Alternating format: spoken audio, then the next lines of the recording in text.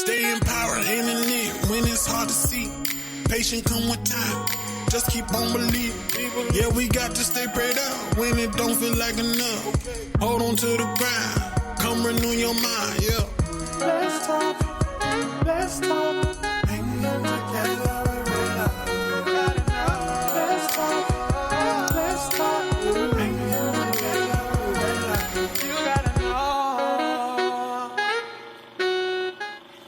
What's up, YouTube family? This is your girl Rayla, back for another video here of Let's Talk, where we encourage, empower, and enlighten. We keep it lit, we stay enlightened. I know it's been a minute, but we back. So let's get into it. If you are new to this channel, do not forget to like, comment, and subscribe. I feel like this is repetitive, but I know my videos have been far and in between.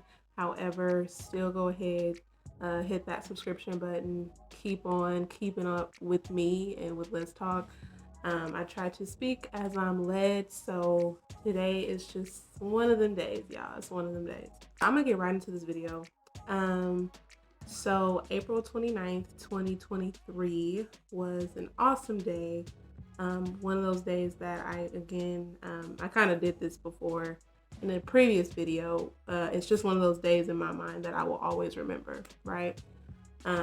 One of those days this year was January 15th, but April 29th was another day that is forever sketched in my brain, because that is the day that I got baptized. So I realized that is not something I've shared with the Let's Talk family, so I'm going to be doing that today.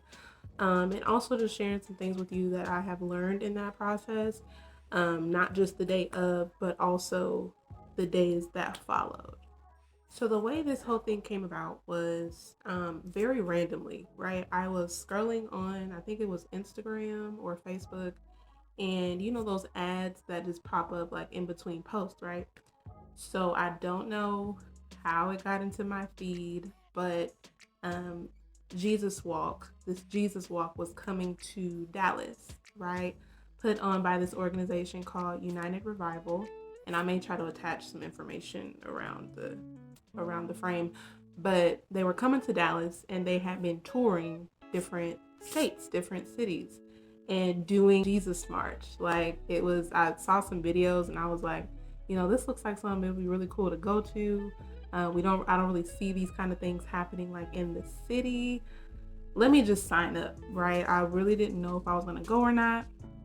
I had told my boyfriend about it and I'm like, you know, maybe we should just like register, because it was free, like we didn't have to pay anything, but we just left it at that.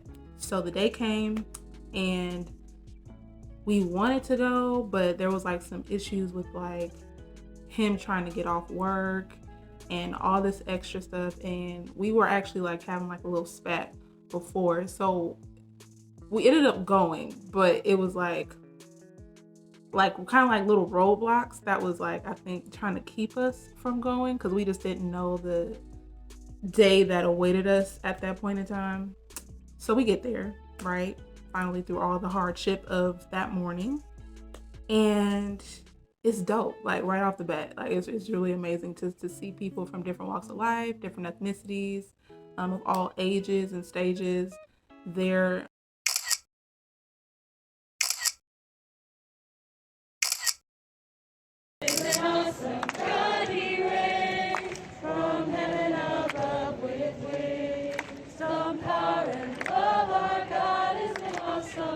All in one accord, just wanting to give glory to God. As we're like walking up, it's like this open field right in the heart of downtown Dallas, and I see like these tubs, right? And I'm thinking, I wonder if they're gonna do baptisms. Now, mind you, I have not been baptized since I was a baby. Okay, I do not remember, I have no recollection of my baptism, but I grew up Christian, so of course that was something my parents did, but it was never something I had did as an adult, right? And so when we initially get there, we meet this young lady and her daughter, and we initially bumped into each other because she was asking me if we had to like sign in or sign up anywhere, and I didn't know, but she introduced herself. She introduced her daughter, who was very, very shy, right? She didn't really say anything. But she was just adorable. And, you know, we struck up a very quick conversation, and then we just went separate ways, right? And at this point, they were playing music, they were worshiping. It was a beautiful day that day. So, you know, we just didn't think anything of it. That was it. So finally, we get to the part where we actually are going to do the march. The march was probably about a good mile, maybe a little less.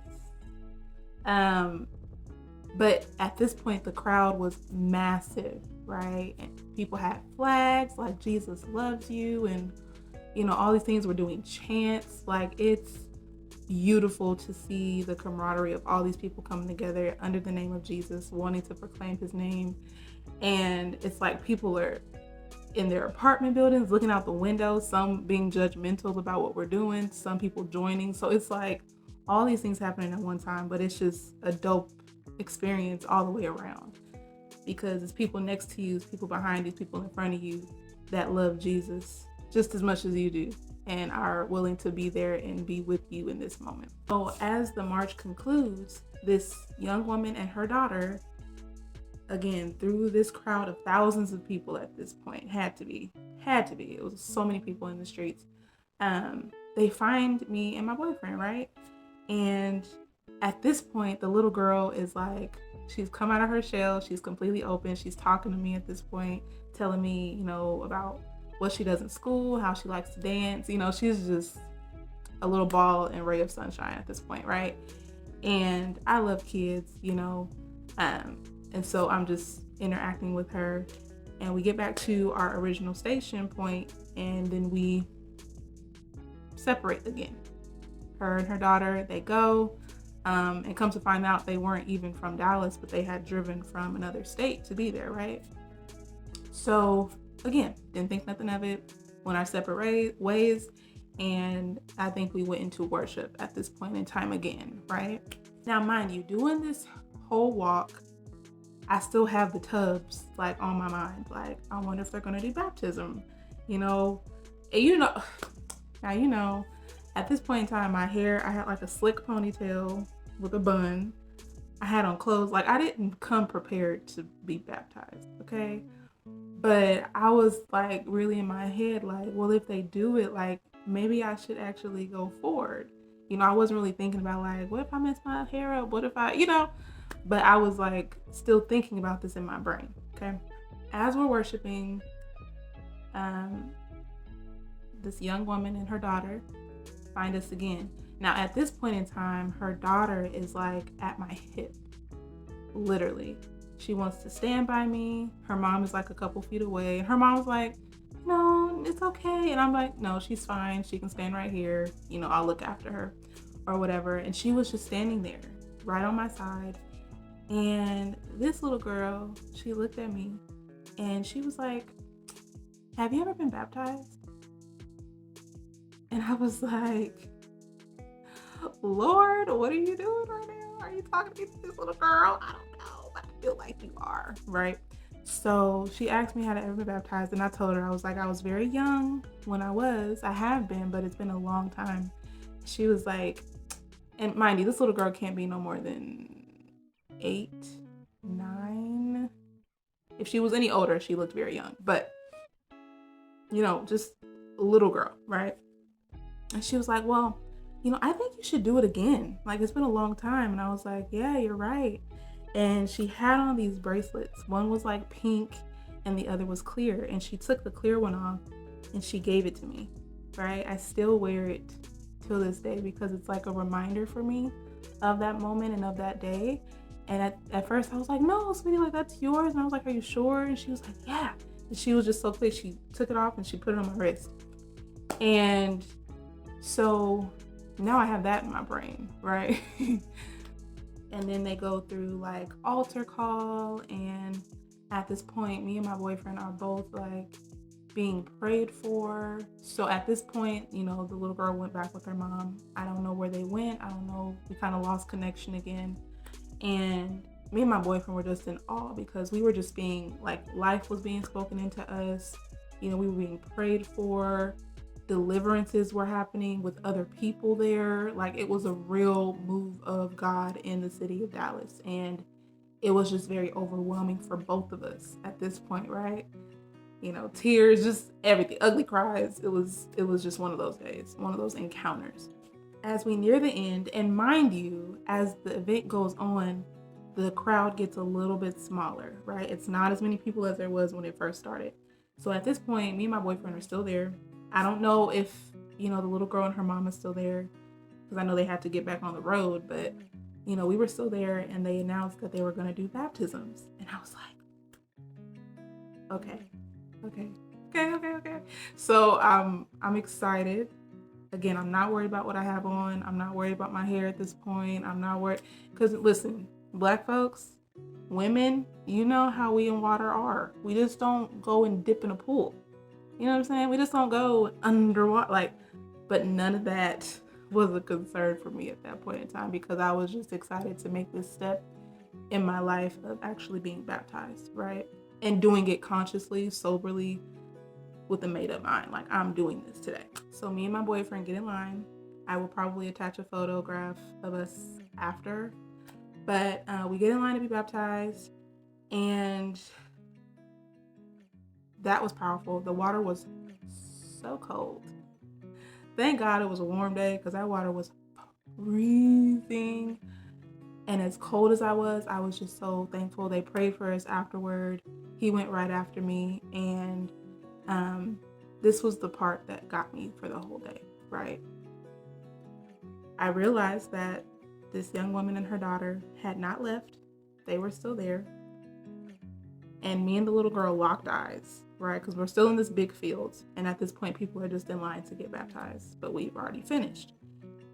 And she looks at me, and she runs up to me and just throws herself. It's like, I don't care if you're wet. I don't care, like, I don't care. I don't care about none of those things. And I think she literally said, like, I don't care. Like, as she was running up to me to give me this hug. And she was just so happy. And it was like Jesus saying, yes, you did it. Like, this is my daughter in who I am well pleased. Like, the action of this child, the God in this child, giving me that affirmation after I had made the decision was such a blessing to me and to my heart and to my life in that one moment. And I told her, you know, to continue to be who she was for people like me, and that the Lord had really used her that day. And just from beginning to end, you know, starting off just quiet and not really sure of who I was, to being more open, to wanting to be next to me and giving me that advice of, yes, go for it, do it, like, this is the time. And then to seal it with, I'm proud of you, like, you did it. I don't care if you're wet, give me a hug. Like, this is it. This was the time. This was the day. Now I can really do the things that I want to do in your life based on this decision. So as you can imagine, after this day, I am on a high, right? It was such a beautiful day from start to finish, even with the distractions in the beginning. It was just a day of remembrance, one that you don't forget, one that I still carry literally around with me. And the crazy part in that was what happened afterward. It kind of felt like all hell broke loose afterwards, to where, like, I was questioning my relationship, like the person I was with. There was like doubt that rose up in me very, very strongly. There were issues with, like, my job, where I was feeling underappreciated, where I was feeling overworked. It got pretty crazy around that time. Family situations, like family factions, you know, and I only have so many people in my immediate family, but it was just like division was happening, and I was kind of in the middle of certain things. Old temptations were coming back. I've been open on the channel before in the video 10 things I don't want you to know about me, I believe is what I called it. where I talked about for a long time how I struggled with masturbation and pornography. And it was like all of those, like those temptations were heavier than before. Like, I'm like, what is going on? What is going on? Health issues with my parents.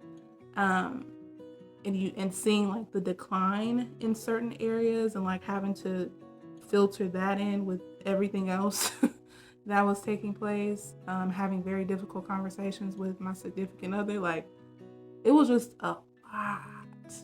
And I'm not to say that I'm totally out of it as I speak to you. It's a lot better. It's a lot better.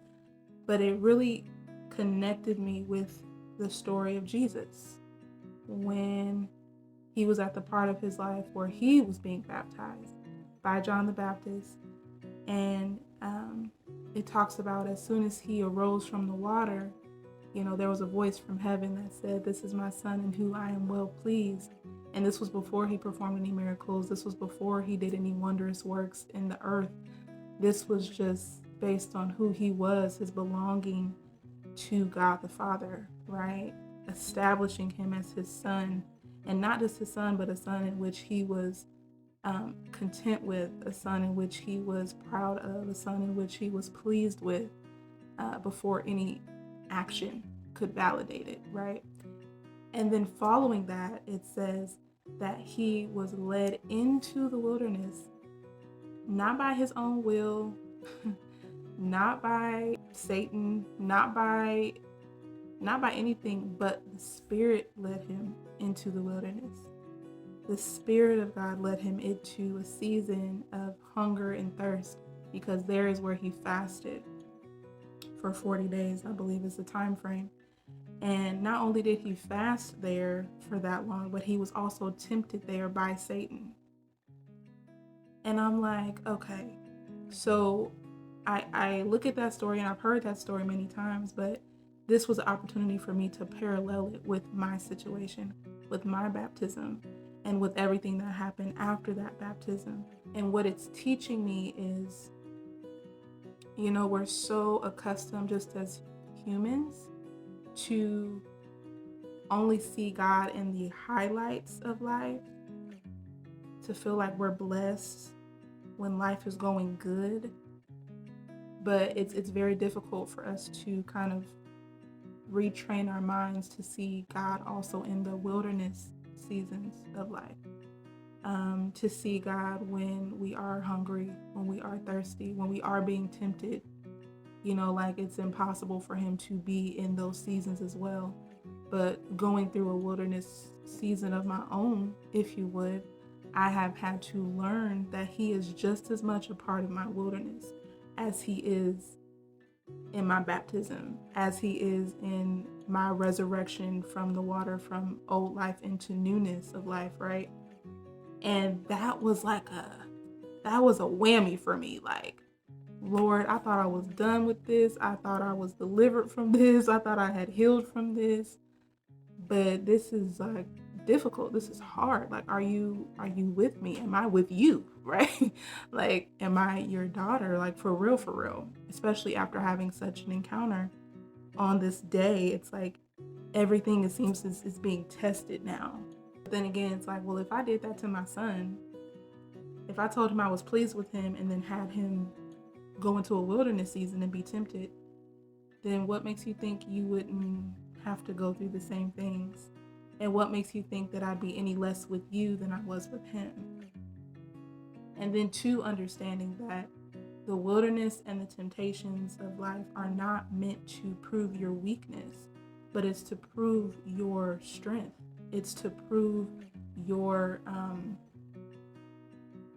who you actually are. And a lot of times we don't know who we are, or we operate in what we think we know about ourselves. But then when we go into these seasons of wilderness, or into depression, or into addiction, or into whatever our wilderness season looks like, we think that it's just to amplify that we're just not strong enough. Reframing my mindset to not believe that my wilderness season disproved who I was in God's eyes. Does that make sense? Like, but retraining myself to say, hey, in this wilderness season, I'm only going to see more of what God sees when he looks at me. And, again, just renewing my mind in that sense, because again, we're so trained to only see God in the blessed season, or to see God when things are going good, not realizing that, hey, this journey is not going to be pretty all the time. This journey is not going to make you look good all the time. You are going to fall. You are going to have mistakes. You're going to have shortcomings, and that's okay, because I'm still with you and I'm still pleased with you. And you just have to know that. You have to grasp that. You have to come into real understanding of my love for you and how far and deep that actually goes. So I just wanted to come on here quickly and just share that, regardless of where you are, what season you are in, if you're in God, if you are in him, if you've decided and been willing, that's the best way to put it. If you have made a willing decision to say, Lord, I want you in my life. I want you as my Lord and Savior. I do believe in your son. I believe that he came down here, he died, Romans 10:9-10, and that he rose again. If you have really believed that in your heart and spoken it with your mouth, then you have to understand his love for you. You have to learn that for yourself in your own journey. And in that journey, it's not always going to look pretty. It's not always going to look like you are qualified. Because truth of the matter is, you're not. And I think that's the beauty of it. None of us are qualified to do this. None of us are qualified. Our works are as filthy rags in his eyes, right? So we don't have the ability to be squeaky clean and get everything right. That's just an impossibility, right? So with that in mind, knowing that wherever you're weak, wherever you don't have it together, that is where his strength shows up the most in you and in your life. So allowing that room for him, not just creating room in the goodness of your life for him, but also in the wilderness and also in the bad decisions, because according to his word, all things work together for the good of those who love the Lord and are called according to his purpose, right? All things, that's good, bad, ugly, and different. And knowing that you are not too much for him. You're dirt, you're mud, you're ugly. It's not too much for him to take and account it and calculate it to make your life beautiful, to make your life a life that glorifies him. Because we sing it all we sing the songs, my life's not my own, to you I belong, right? But when we sing those things, when we say those things, it's not just about him using our gifts and our abilities and our talents and what we're good at, right? It's not just about using that, but like, no, Lord, use my life. That's significantly more than just you getting up singing on a Sunday. Lord, use my gift. Like, that's more than your vocal cords. Use my life, God. And that's a lifelong endeavor, right? That doesn't stop. It comes with different seasons, different times, different valleys, different hilltops, right? It comes with a lot of factors and experiences, but he can factor himself into each of them if, again, we allow him to and open our spiritual eyes to be able to see him in all seasons. So that's all I wanted to share with y'all today. I hope that something was said that blessed you, that encouraged you to know that you are seen by God, that you are loved by him, that when he sees you, he sees Jesus, he sees his son, and that, you are the righteousness of him. And it's not by anything that you've done or anything that you're doing, but it's just because of his goodness. It's just because of his love for you that you are even able to be seen that way. And so keep going. See him in the small moments, because he's not going to always be in the big ones, right? He's not always going to be in the grand finale. He's not always going to be in lights. That's not even how Jesus was. He was in the very small details of life that we often look over. And so look for him in the small details. Look for him in the insignificant moments in your life. And you will be surprised how close he is, and how consistent he is showing up in your life. But I love you guys. As far as the next video, stay tuned. Like I said, subscribe. Go watch older videos if you have not watched them already. There's plenty out there, so start from the very top. It's been a couple of years since Let's Talk was started, so yeah, go watch some older videos. Stay tuned for future ones. As I said, as I am led, I will speak. Of course, this is your girl Rayla with Let's Talk, where we encourage, empower, and enlighten. We keep it lit. We stay enlightened.